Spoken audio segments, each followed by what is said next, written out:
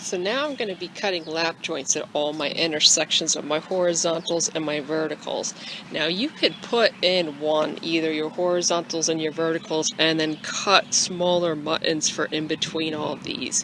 I didn't do that just because since this is such a wide panel, that's just not going to be as sturdy as lap joints. So I kind of took these smaller muntins I had left over from my smaller panels, and I did that joint, which consists of putting a dado through the middle of either of these pieces, then cutting all of these on a 45, and then putting another groove through the top. So then once you call those, the last step is to put that half lap in the center, and then these will fit together, and that's how I'm planning on joining all of these muntins. Now I did this one pretty quickly, but you could see that my 45s were not perfect.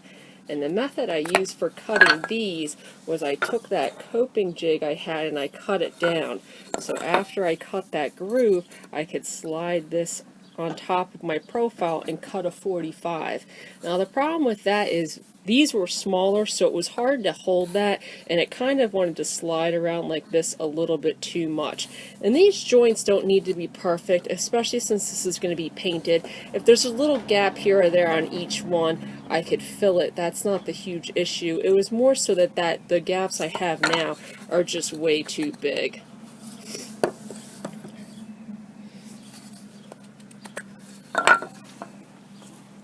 So what I did was I kind of modified my mortising jig. So I kept the 2 rows on either side, so that way that these will still, so that will lock the muntin in place. It's actually pretty tight. You could slide it, but you got to add a nice little bit of force to it to do it, which is what I wanted. And then I cut a groove in a piece of nicer grade lumber and a 45 on the end. So once I have this all in place and I know where I want that angle to be, I could screw these to my jig like that.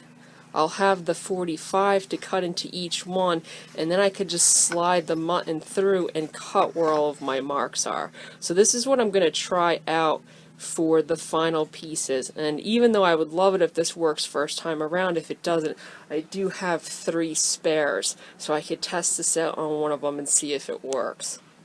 I have my layout dimensions, and this was a little bit easier than coming up with them yourself because I'm just copying off of the old doors. So there's 10 inches height on the glass on each light up and down the door. So in order to lay these out, I cut 2 10-inch spacers and put them in the gap.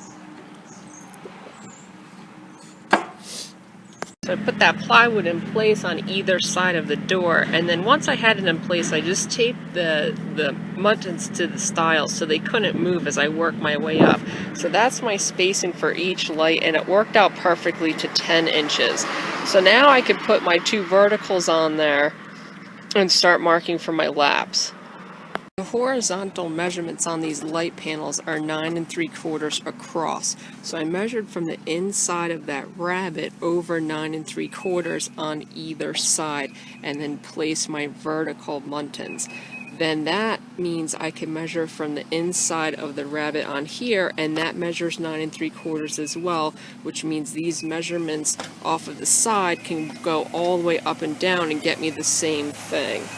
So usually I would put these in place, what you see here, and go on the underside and mark. But the problem is these are so skinny and they're essentially construction grade lumber, so they're going to undulate all the way up and down the piece. So knowing that from my edge over 9 3/4 will give me the opening I need for each light, I could just go from the edge of the panel and measure over from each edge each one and make a mark.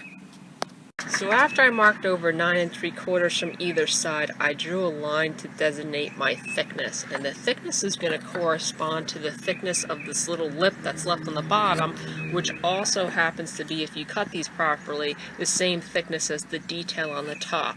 In my case, that's 3/4 of an inch. So after I drew that original mark, I took a little scrap of plywood and mark the other side. So you could see that now I have 9 3/4 spaces across the horizontals of all my muntins. Now for my verticals, the spacing going up is obviously going to be 10 inches, which is the opening for that, and then 3/4 of an inch thickness. So you could either take these off and map that out with the tape measure, going up 10 inches, marking 3 1/4, going up 10. Or you could do what I'm probably going to do, which is I laid these on there, and now I could go on the sides and mark where each of these line up. So I took my muntins out of my frame, and I could start cutting those first grooves in all of them. And the first part you're going to be cutting is, even though your marks are going to be on the bottom, you're going to be cutting the sides. So you're going to be making this cut right here on either side. So I put my dado stack in there, my 3/4 inch dado stack in there, and I made the blade height enough so it's going to cut right up to this bottom rabbet here. Then, even though I have all these marks, I'm using my fence to cut all of these at 9 3/4 plus my miter gauge. So I set my fence so it's going to cut, you could see with the lines right through that mark, and since all these muntins are the same size and they fit my frame perfectly, I could cut this one both sides and then flip this over, and you could see how that lines up on that side as well. So that means all of my grooves are going to be in the exact same spot on all of these pieces. So with all that set up, I have a couple of skip spares, and I'm going to run those through first just to make sure everything's lined up perfectly, and if that matches, then I could run all my other pieces through.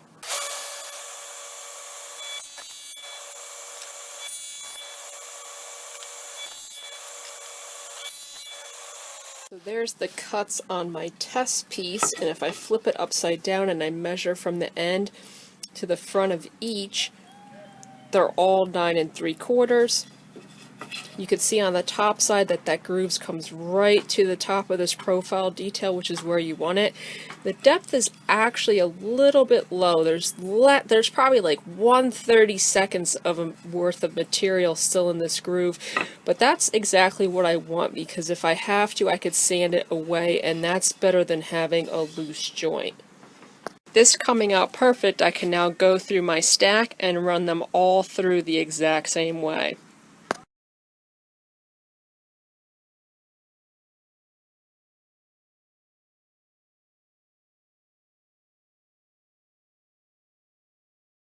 I'm going to cut a set of 45s on 2 of my spares just to check this joint before I start doing it on my final pieces. So you can see how I have this mocked up where that 45, you want the point to come right at the end of where that dado cut is.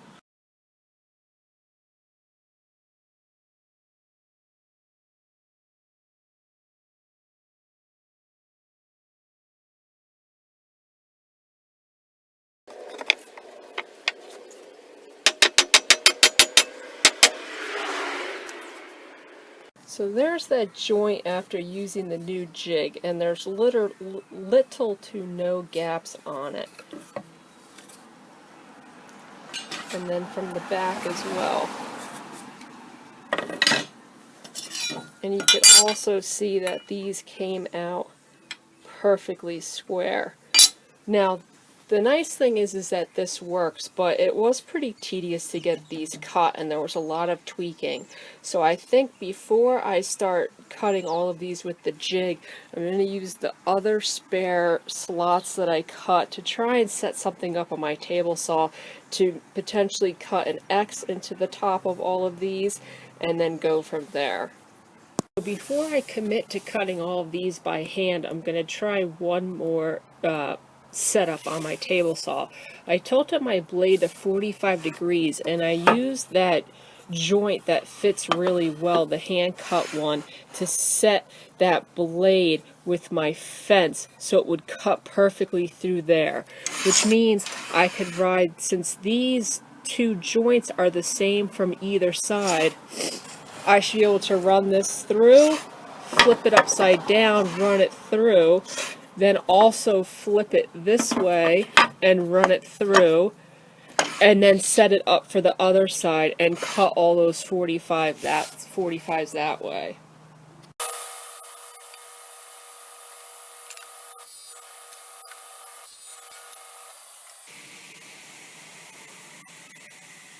So with that first side of grooves cut, I just moved my fence over and realigned this groove with the one I've already cut. And now if I flip this, I could cut these two and then the same ones on the other piece. So then here's the table saw joint, and to just make that lap real quick, I used my bandsaw to cut that rest of the material out. So that's going to be a really nice fit from using my table saw, and it took me easily a quarter of the amount of time than hand cutting them. So now that my blade is still set up from the one side of these cuts, I'm going to go through and cut a half of all of those 45s and then go reset the fence and cut the other half on my final pieces.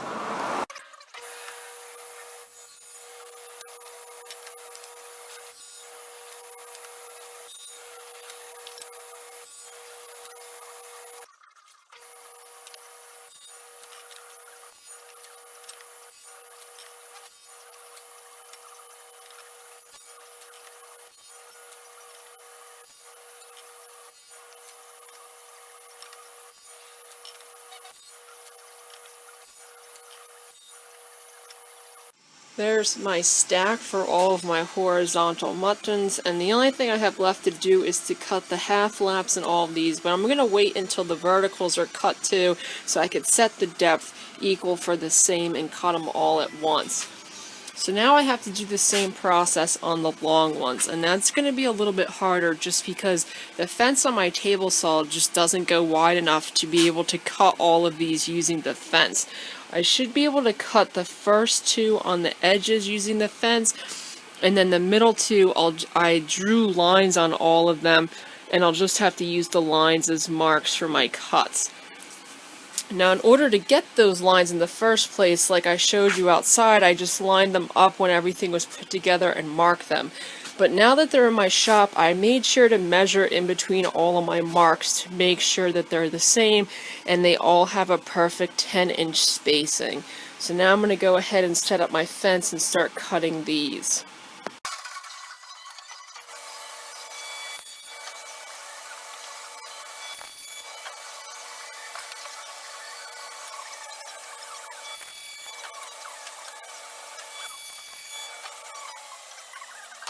So like expected, I was able to cut the two ends of both of these with my fence. The two middle ones are just going to be too long for my fence.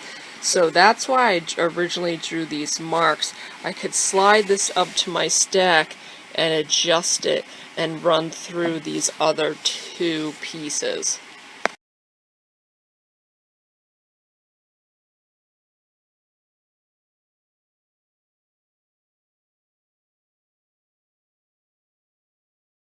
So cutting the 45s for these is going to be a little more difficult considering I can't use my fence for all of them, so they're not going to be as consistent as the horizontal ones.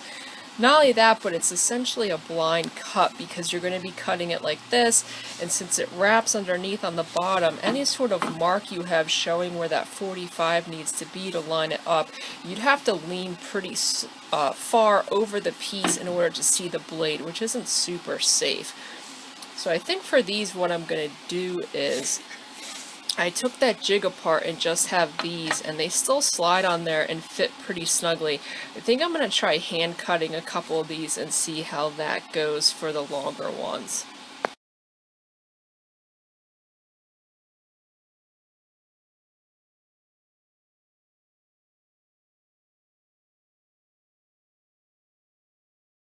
Finish cutting all those 45s on this one long piece.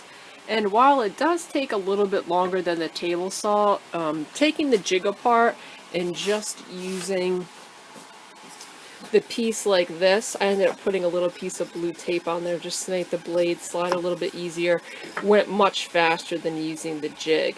So I still have the other one to cut, but I really want to see how well this lines up with those horizontal muttons.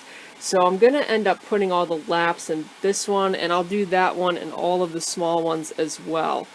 So I'm going to keep my dado stack in there, the 3/4 inch one, and set it so it will cut halfway through all these pieces. Now obviously one of these you're going to be cutting from the bottom up, and then I'll probably decide to keep the horizontal ones, the top, intact, and I'll be cutting that one from the bottom up, and these I'll be cutting from the top down. Halfway through all these pieces is 11/16, so I raised my dado stack to 11/16, and I could slide all these through, and I'm going to be sliding them through with the top facing down, and then the horizontal ones I'll slide through the other way, and then I'll have my laps to join these together. Now, since I already have all the grooves set on this, I'm not going to be using a fence or anything, because I can line it up as the blade's spinning with the grooves and slide it through. Now, with the horizontal ones, it's easier to put a fence because they're equidistant from each other and they fit, so I'll probably set up the fence for those and slide those through that way.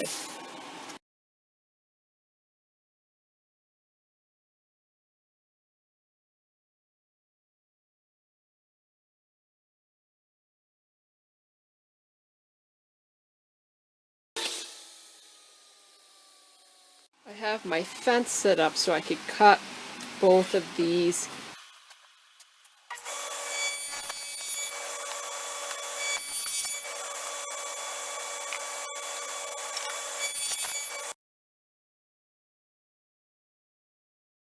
So there's that first side all put together, and everything fit fairly nicely. Each one I had to do a little bit of filing on both sides, and then I could hammer them together. Now, since these muntins are so thick, they're 1.5 inches by 1 3/8 inches. You could hammer on them pretty well without worrying about splitting them. If you were making a window for instance, and these were much smaller, I would spend more time really getting precise joints versus hammering them into place, because they'll snap much more easier than these would. So now I could go through on the second one. I still haven't cut the 45s on those, and I think I'm going to cut the 45s on those as I go and fit each one. And you can see on these I numbered them 1, 2, 3 so that they'll line up again, and I'll do the same for this side. The one thing I am going to do before I start cutting those is I'm going to recut the 45s on my two jigs, just because from all the sawing, inevitably your saw blades is going to take a little bit of this wood off, so I want to have a nice new crisp 45 to work with on that new side. Experts at Optima Tax Relief. They have an A+ rating with the Better Business Bureau.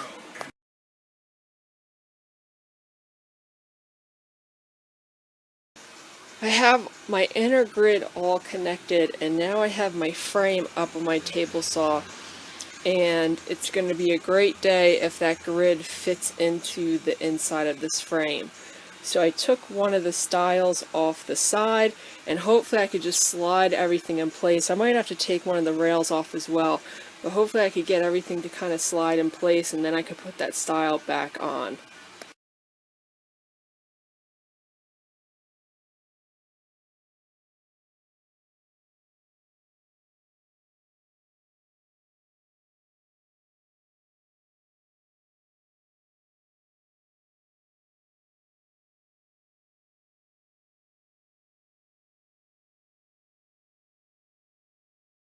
There's that panel put together, and all of those measurements paid off because it fit right together first try, dry fit. So the only thing left to do is there's actually a couple of the cross sections. I'm going to clean up just a little bit of sanding left to do on those. But this could be glued together. Unfortunately, even though it's the first day of spring, we're kind of experiencing a winter storm blizzard around here, so I'll probably won't glue this up today, but it could stay like this until it's ready to be glued. So part of this order was also to make these 4 skinnier panels, which only involve having one light row all the way up and down the panel. Now I didn't show how to make these panels, and the reasoning for that is because if you know how to make the larger panels, you can make these panels. They're actually easier to make because you don't have to cut all those lap joints into your muntins. But if you know how to make these panels, you don't necessarily know how to make the larger panels, so it's easier just to film making one. However, gluing these up is a little bit different because while on the larger panels you have those lap joints to keep all of your edges square and ensure that these will hold the same exact size glass for the panels, these smaller ones it's a little harder to line all that up. So the easiest way to glue all these up is to make one template out of some cardstock or whatever you have laying around. This is actually an old pizza box, and then duplicate it for all of these so that when you're lining, because these will move, well, I have it clamped together now, because these will move depending on where you put it, and then these will help you line everything up. So in order to do these, I have everything dry fit now to ensure that everything fits with these in place.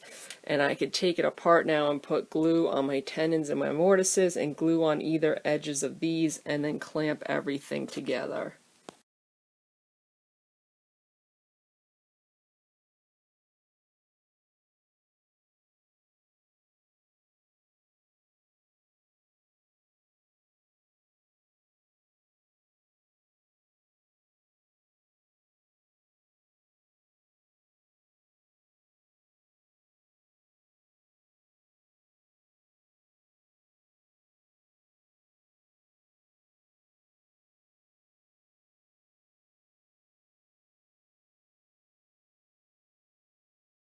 Then before everything can set up too much, I move it so I could see the front and check all of my connections, because that's really what you're going to be seeing anyway. So you want to make sure those are good.